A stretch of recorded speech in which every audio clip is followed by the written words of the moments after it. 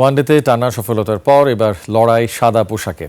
পাকিস্তানের বিপক্ষে 2 ম্যাচ সিরিজের প্রথম টেস্টে মুখোমুখি হচ্ছে বাংলাদেশ।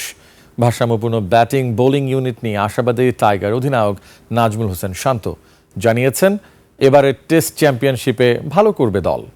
এদিকে রাওয়ালপিন্ডিতে হোয়াইট ওয়াশের দুঃসহ স্মৃতি ভুলে নতুনভাবে শুরু করতে চায় পাকিস্তান। মিরপুরে ম্যাচ শুরু শুক্রবার সকাল 10টায়। আকাশুজ্জামানের রিপোর্ট। আয়ারল্যান্ডের বিপক্ষে সবশেষ লাল বলের সিরিজ খেলেছিল বাংলাদেশ। এরপর কেটে গেছে 6 মাস। মাঝখানে রঙিন পোশাকে পারফরমেন্সে রঙিন ছিল টাইগারদের। জিতেছে টানা 3টি সিরিজ। এবার লক্ষ্য সেই পারফরমেন্স ধরে রাখা। ম্যাচের আগের দিন অনুশীলন পর্ব শেষে সংবাদ সম্মেলনে আসেন অধিনায়ক নাজমুল হোসেন শান্ত। সতীর্থদের নিয়ে জানান আশার কথা। এই সিরিজে আমাদেরকে আবার ভালো ক্রিকেট খেলতে হবে, প্রত্যেকটা দিন বেটার ক্রিকেট খেলতে হবে, তাহলে হয়তো রেজাল্টটা আমাদের পক্ষে আসবে। বাট রেকর্ড নিয়ে খুব বেশি আমরা চিন্তা করছি না। টেস্ট চ্যাম্পিয়নশিপের মৌসুমগুলোতে তলানিতে থেকেছে বাংলাদেশ।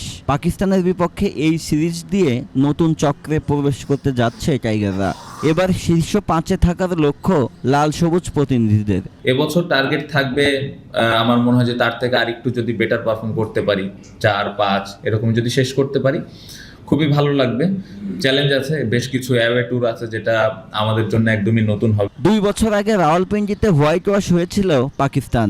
এরপর প্রথমবার বাংলাদেশের বিপক্ষে টেস্ট সিরিজ খেলতে নামছে তারা। তবে সেই হারের প্রতিশোধ নয়, নিজেদের সেরা খেলাটাই খেলতে চান পাকিস্তান অধিনায়ক। अच्छे चांसेस फील्ड में क्रिएट करें, तो हमारे ऊपर अब यही रिस्पॉन्सिबिलिटी है कि जो अगले 10 दिन है इसमें हम अच्छी क्रिकेट खेलें, 20 आउट करें 2 बार और इंशाल्लाह एक टेस्ट सीरीज जीत के जाएं। বাবর সহ বেশ কয়েকজন রানে ফেরায় খুশি শান মাসুদ। এই কন্ডিশনে বাংলাদেশের সাথে লড়াই করতে প্রস্তুত সফরকারীরা।